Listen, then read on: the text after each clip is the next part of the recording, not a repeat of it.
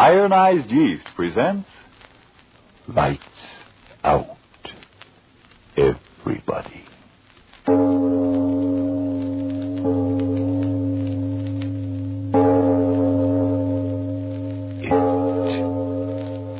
It is later than you think.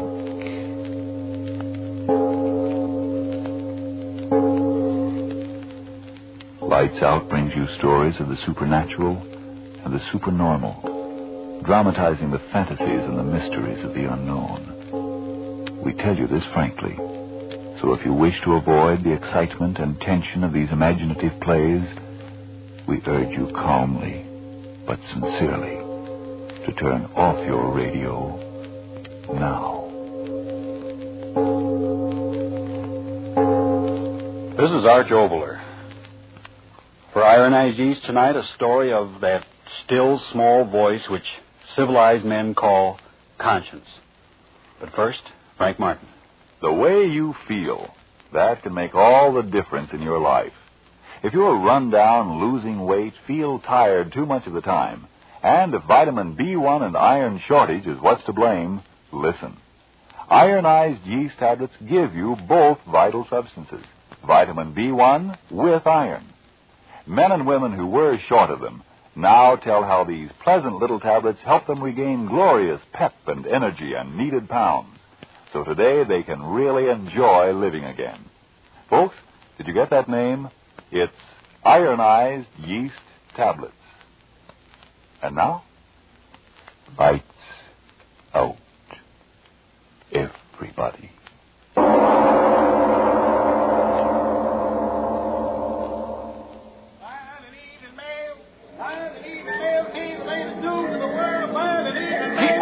Keep moving along, ladies and gentlemen. Keep moving. There ain't no light on here. Keep moving. Hey, officer, what's going on in the hall? What's the bloomin' attraction? Read the signs, my man. Read the signs. Huh? Oh, the great Peter Stransky, world-famous explorer, appearing in person in lecture on headhunters of the Amazon. Go, Brian. Now, move along, fella. Move Oh, along. no, officer. Will you tell a bloke what that headhunting is referring to? Who's on tonight? Now, look here. You're obstructing traffic. It's lecturing, the man is. Lecturing on these heathen tribes that hunt their neighbors' heads. Now, move along, man. Move along, or I'll take you in. Ladies and gentlemen, now you know the story of these strange motion pictures I have shown you this evening. For the first time in history, motion pictures taken of the lower Brazilian region. Someday soon I hope to return to Brazil and bring back more cinematic records of the customs of these almost legendary savages, including actual specimens of heads and bodies taken and preserved in their bloodthirsty wars. When that day comes, I hope you will be as kind to me as you have been this evening. And so, good night until we meet again. Excellent lecture, Stransky. Excellent. Yes, it went very well indeed. Complete sellout. That headhunting theme meant excellent publicity in all the papers, you know. Yes, of course. Now, if you'll pardon me, my wife... Oh, but my dear Stransky, autograph. They paid to listen to my lecturing and see my motion pictures, not to get my autograph. I'm sorry, my wife, she will be waiting. Come. Don't worry about her. She's well taken care of. Eh? What are you talking about? I just passed her backstage, and she had a handsome young gentleman having quite a tete-a-tete, don't you know? You will pardon me. John.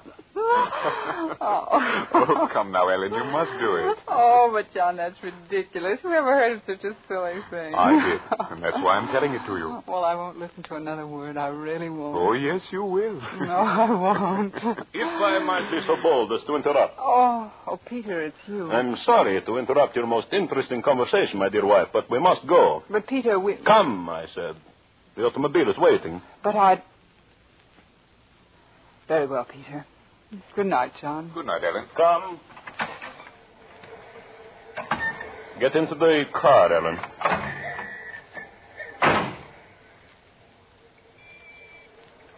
Why don't you say something, Peter?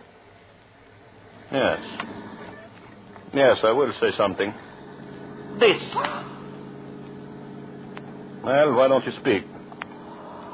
Why don't you cry? I wouldn't give you the satisfaction. So, You save your tears for him, too. Say something. I'm leaving you, Peter. Leaving me? What are you talking about? I spoke clearly enough. I'm leaving you. Don't be a fool. I'm trying not to be. That's why I'm leaving you. I should have done it a long time ago. You'll go to him. No, I'm going to divorce you first, Peter. Divorce? I won't have any difficulty about that, I'm sure. No. Never a divorce for me. Never. You'll have no choice. Please stop the car. Yes. Goodbye. Ellen? I'm sorry for you, Peter. No. I'm sorry for you. And him.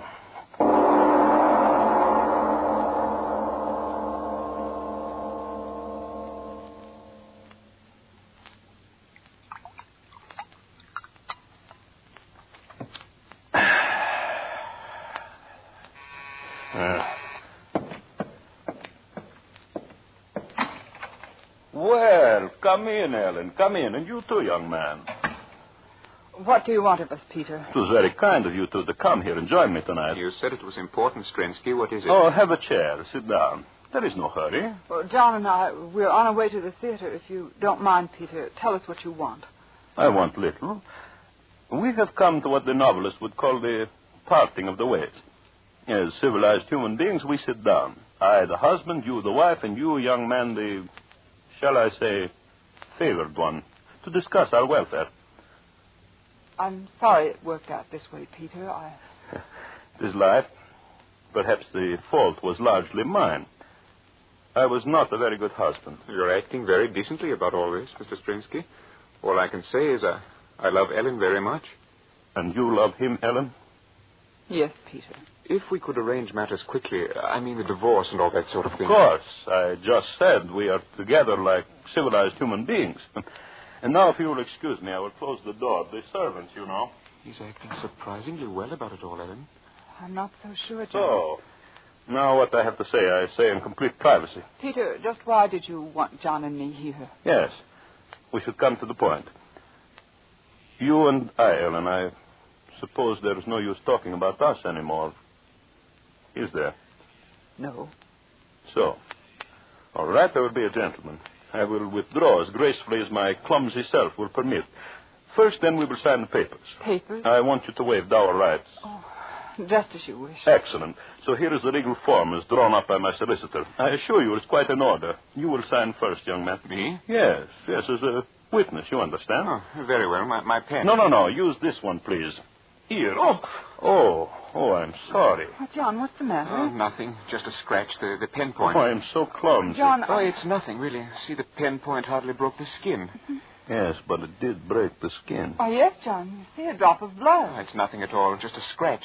Unimportant. Why did you laugh like that, Peter? He said unimportant, and yet it is the most important scratch your young man has ever known. How's that? What do you mean, Peter? What's wrong? You feel something, John? What? A constriction between the eyes, perhaps? Peter. Or maybe a strange pounding of the heart? Peter, Or what have you perhaps, done? John, your vision blurs. You hear strange sounds in your ears. A great lover? Peter, answer me. What have you done? John, are you all right? Tell me, are you all right? I don't know. My head, it's so strange. I John, what think is I'll it? sit down. Peter, what's wrong with him? What's wrong? John, what do your lips... You cannot speak, can you, John? If you open your mouth, the words will be your last. A great lover? Peter, tell me. Tell me, have you done something to him? Have you? John, look at me, darling. Speak to me. Tell me what's the matter. Yes. John. Yes, speak, John. Ellen, John! Peter, help me. He's fallen. Peter, help me. Help me. Help you? But, John, look at him. Look at him. He's ill, dying. Doctor, get a doctor. Not a doctor, my little wife. Doctors cannot restore even great lovers after the poison of Baracata has entered the veins. Poison. That pen. That scratch. Ellen, you must... So, the thought of your lover's death draws the blood from your head and you faint, eh, my little wife? When you awaken, you will wish that you died with him.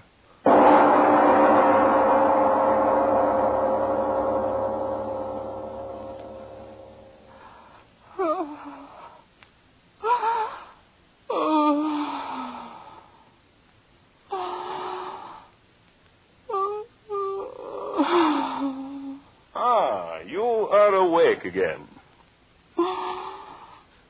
My arm. You are bound in a chair. It is most discourteous of me, I know, but then, as you may remember, I always was a barbarian. John. John. You will keep your voice down. John. You've got to tell me. Where is he? Why am I down here? John's not dead. He can't be dead. There on that table. Under the sheet. Not John. Yes, John. John. You've killed him. Let me loose. Let me go to him. Stop that. John.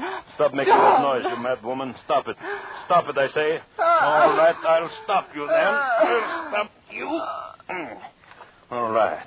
There, my little wife. Scream, yell, rave all you want. This gag over your mouth served its purpose well. Go on. Go on. You amuse me.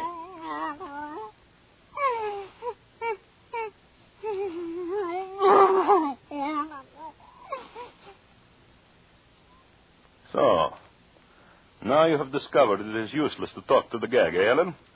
It is such a waste of effort, is it not? So now that you are silent, I can go on with my work. Most important work. Yes, you were right about what was on this table here. See? I throw off the sheet. And he was such a handsome man. Well, I must get to work. You no longer try to speak, my little Ellen. Does the sight of these beautiful surgical instruments frighten you? They need not. They're not for you. They are for John. Yes. Yes, he is dead. Dead. The poison too quickly, but do you think I would let him rest in death? Oh, no. I loved you, Ellen. And as I loved you, I hate you. Watch closely.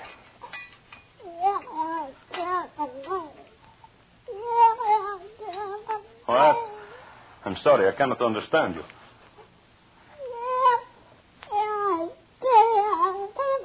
Oh, you ask me what I'm going to do. The knives, sharp knives, you see them?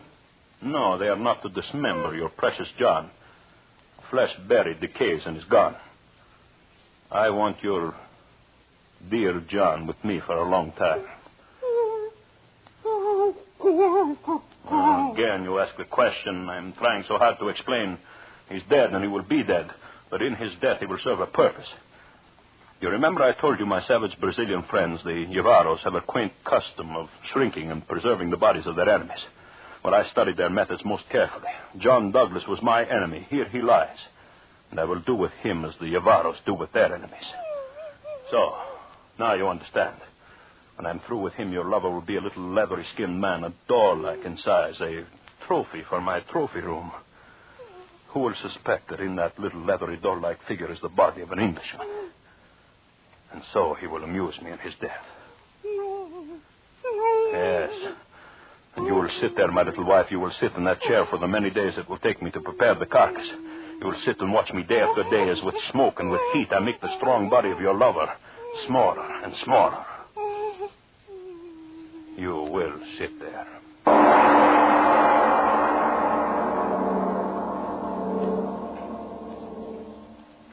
Ladies and gentlemen, a deep breath, please, before we go on with this story of a jealous husband and the strange and terrible revenge he took against his wife and the man she loved. Yes, before we go on with tonight's lights-out story, a moment for relaxation and a return to the realities of today. The place is a shipyard, and a worker is saying, I quit my desk job because I wanted to help build ships to win the war, but I'm afraid I can't keep on. I'm losing weight. I'm so restless I lay awake most of last night again. I feel so tired out so often when I know I shouldn't. I hardly know what to do. Do? Why, find the cause of your trouble. And if it's a deficiency of vitamin B1 and iron, get ironized yeast tablets. Vitamin B1 and iron? Ionized yeast tablets? I don't understand. You see, you're working harder now, so naturally you need more strength and energy. But when you don't get enough vitamin B1 from your food, you may lose your appetite, not eat all you need, and so lose weight and strength. And without enough iron, you may be weak and pale and too often feel all in. But ironized yeast tablets give you both vital substances. Vitamin B1 with iron.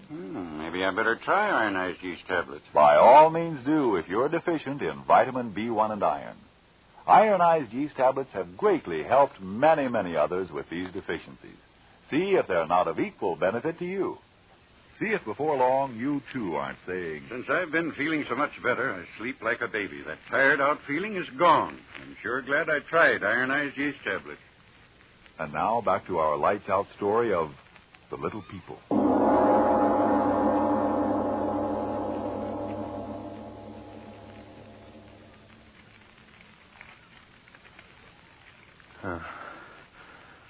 Fire is warm. Hell, warm, so very warm. The air filled with smoke. Dry, swirling smoke. See how it coils around him. At first, how often you cried out when I talked like this, but now you're silent. Weeks. How many weeks has it been? 4, 5, 6? It used to take my savage friends 10 weeks to dry and cure the bodies of their enemies. 10 weeks. And I have done it in 5. Look at him. 6 foot strong and broad he was, but now a doll in size, a small brown doll. Oh, what weary days they've been, filling the body full of sand and slowly turning in the smoke and the heat, not too quickly, not too slowly, not too close to the flames. And now, the man that was John Douglas. A doll, a brown doll of death. The flames are noisy. Noisy as you are silent, little Ellen. You are... Oh, I hadn't noticed. Your eyes are closed. Wake up. Wake up! Wake up, I say. You've got to look at him. Your eyes have got to see him. You've got to see him. You're speaking. I cannot understand you. The gag, yes, I will take it off. Sitting there all these weeks, you haven't got the strength. There, that does it. Your lips are free. Well, look at him, Helen. Look at him and tell me what you think of John Douglas now. Smoke. Smoke twisting and twisting round him. Smoke is taking him. Where is he gone? Ellen. Where is he gone? Ellen. Smoke. I'll go to him in the smoke. He's waiting. Ellen, stop. Stop, you hear? Understand. You must understand. Smoke, he will wait for me. Smoke. What are you raving about? Yes, smoke. See how it curls around him. No. He's waiting. No, stop talking like that. Stop talking like that, I say. He's waiting. The knife. Where is the knife? I'll stop you. No. Ellen, all right. Dead. Up on the table with you. I must prepare you, Ellen, for the smoke and the fire. It took me 5 weeks with him, and now 5 more weeks with you. And then you will be as he is. Brown with the smoke of the curing fire. A little doll in size.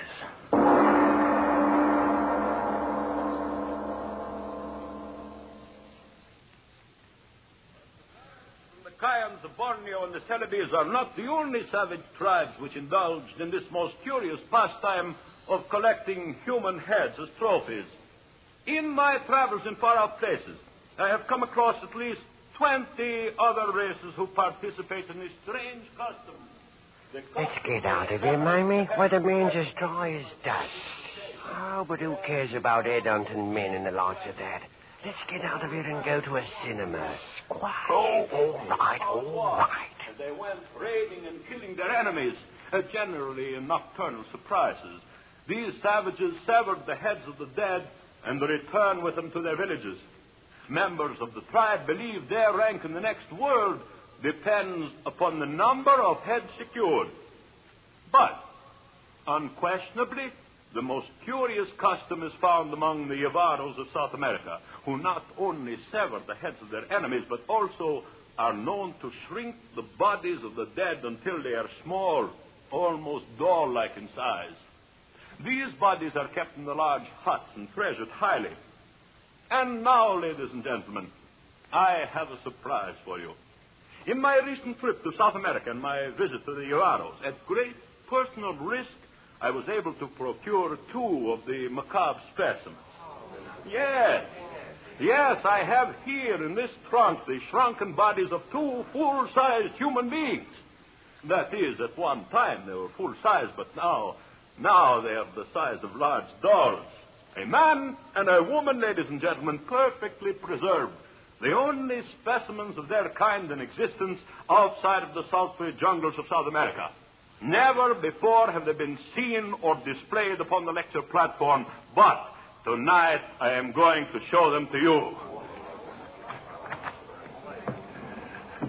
And now you make your public debut, my 2 beauties, Ellen and John, the new sensation of the lecture stage. Ladies and gentlemen, if you please, presenting 2 perfect specimens, the only ones of their kind, of the secret process which enables the savages of the jungles of South America to reduce their enemies to doll-like size. Here we have a living man, about 6 foot in size during his lifetime, now reduced to midget size. And likewise, here a woman, once a living, breathing individual like you and you and you, now this horrible trophy of the curer's art. You see, Ellen and John, they like you. You are a success. A huge success.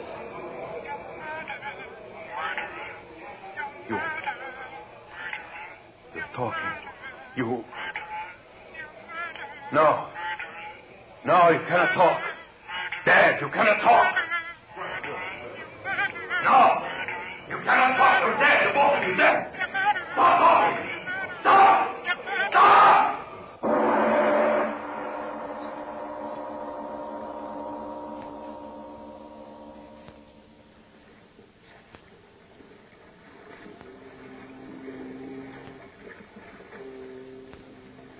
Sure, Captain, it's a strange passenger we got aboard this time, I must say. Oh, you mean Strensky?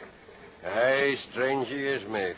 But what's he running away from, sir? Oh, sure, mate, that ain't a proper question to be asking of a man when he lays as many pound notes on the table as that man did for this passage. Fit me out of England tonight, he said.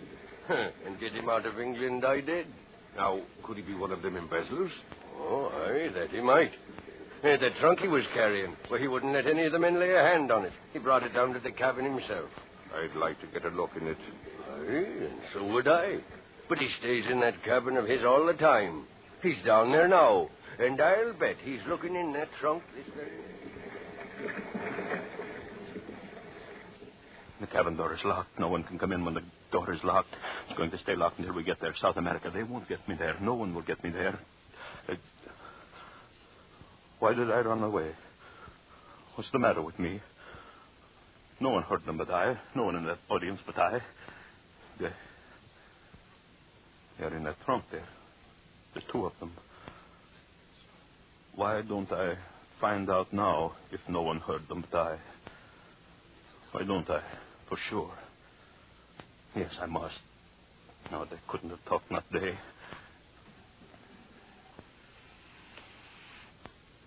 There's 2 of you lying there. You didn't talk, did you? No. No, of course you didn't. You're dead. You're more than dead. Hollow flesh shrunk by the smoke of heat until you're smoky little dolls. Ellen and John, I'm free of you forever. Forever. You, Ellen. Thing that was Ellen. Why don't you say something? Again. I heard you again, the 2 of you. I heard you. No. Stop it. Stop it. Stop it. Stop it, you little things. You can't speak. You're dead, burned in the flames. Stop it. All right, I'll stop you. Into the sea. I'll throw you into the sea. Come, you and you. I've got you in my hands. I'll throw you into the sea. First you, Ellen. Into the water. There. And now you, John. Into the sea. The sea will stop that tongue of yours. There. Now I'm through with you. The water will stop your mouths. It stopped it. I'm free of you forever. The two of you forever. Huh? What's the matter? The matter? Oh, what do you mean, Captain?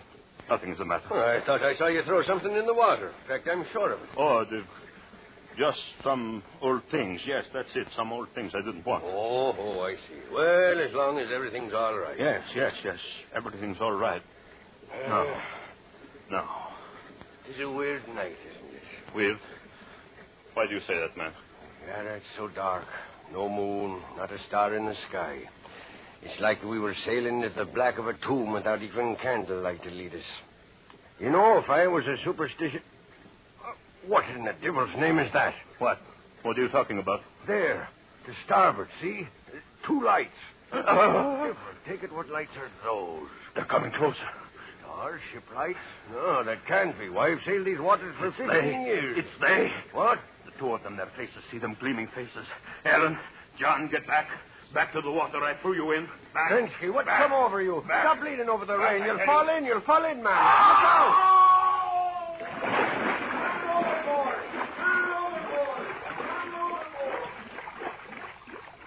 Help!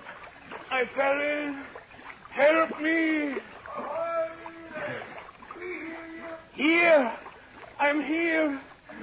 Save me! Save me!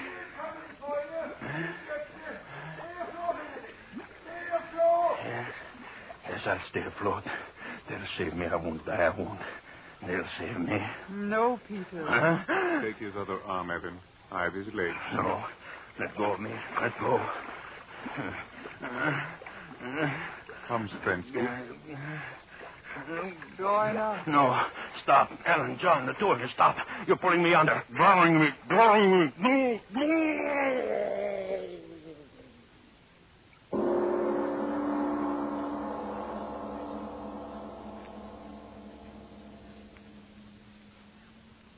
Well, Mr. Obler. Well, Mr. Martin, what are you looking for tonight? Rationalization, morals? For, of course, the moral of tonight's story is a healthy and a hopeful one, that evil is its own undoing. That reminds me, Frank, outside of Hitler, Hirohito, and Company, have you a nomination for the evilest man of the year? Well, leaving Hitler and his fang-toothed friend out of it sort of restricts me, doesn't it? No, because anyone who thinks that evil is impersonated only by the militarist is quite naive. But you have your say, and then I'll have mine. Do people say you're slipping, that you can't take it anymore? Well, if you're short on vitamin B1 and iron, if that's why you're losing your pep and sparkle, remember, ironized yeast tablets supply both vital substances. Of course, a rundown condition may be due to other causes. If in doubt, see your doctor. But if you simply need more vitamin B1 and iron, get ironized yeast tablets right away. They've been of great help in scores of such cases. In fact, ironized yeast has been so successful that it's sold on this no-risk, money-back basis. If you don't begin to eat better, to feel better, and so sleep better, the cost of the first bottle will be refunded to you in full by ironized yeast, Box IY, Rahway, New Jersey. And now, what about this Mr. Evil of 1943? Well, I'd like to tell you about the evil now. I feel like it, but I'm going to tell about him in a play called Murder Castle. Yes, Mr. Evil of 1943. It takes place, as usual, at a time called next week. Yes, tune in next Tuesday again for Arch Obler's eerie story, Murder Castle. And if you need more vitamin B1 and iron, be sure to try ironized yeast. But remember, there's only one ironized yeast. You'll know it instantly by the yellow and orange package and by the big letters IY on the container and on each tablet.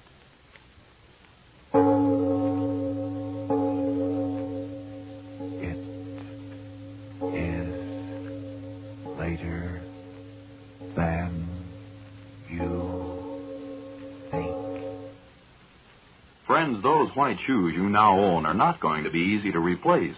So give them the best of care. Clean them with Energine Shoe White. It's made only with the very whitest pigment. And that amazingly white pigment is thoroughly mixed into every particle of every drop of Energine Shoe White.